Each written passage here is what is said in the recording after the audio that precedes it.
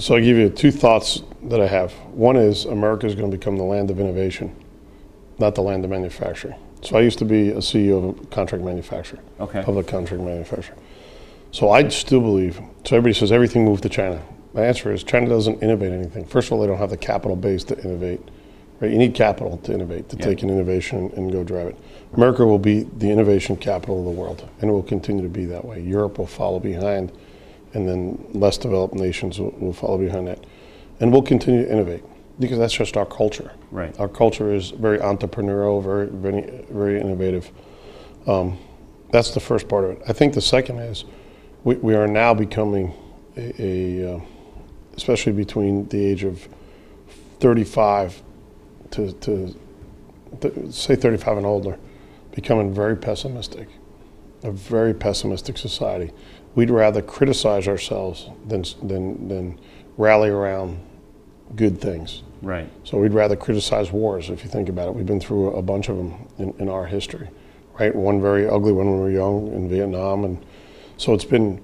So we're a society that would rather criticize. You look at presidential elections. They never talk about anything positive. They talk about the kids suck because they don't know anything about math and science, and so they'd rather beat each other up than speak about the positive things they can do to change. The last one that ran a positive campaign was Reagan. Yeah.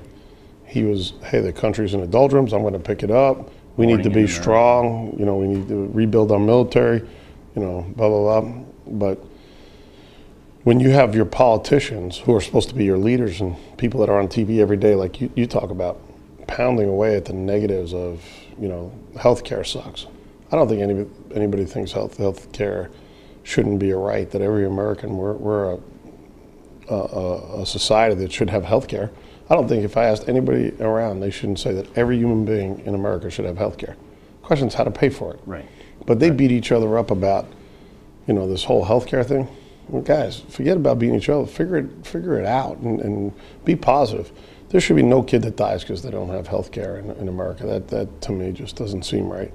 So I think it's such a way to get on TV. If you beat somebody up, they want to put you on TV. Yeah. If you talk highly about somebody, they don't want to put you on TV.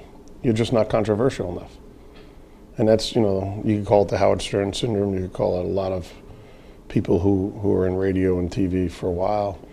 The positive people just don't get through. It's the negative people that get through. You look at the shows, right? Yeah. Right. The shows on Sunday night used to be positive, building houses, doing this, but they don't last long because there's no fun in that. And then you go look at the housewives and all that other people love to watch it because you're waiting for the next train wreck. It's really a little bit the NASCAR thing too. Right. When's the next big car accident going to destroy 10 cars or take out 5 cars? So. But I think we'll be the land of innovation. I think people are kidding themselves. When I get the same feeling when I get out. They're building great medical equipment. They're building great. There's some really cool stuff that people build out there.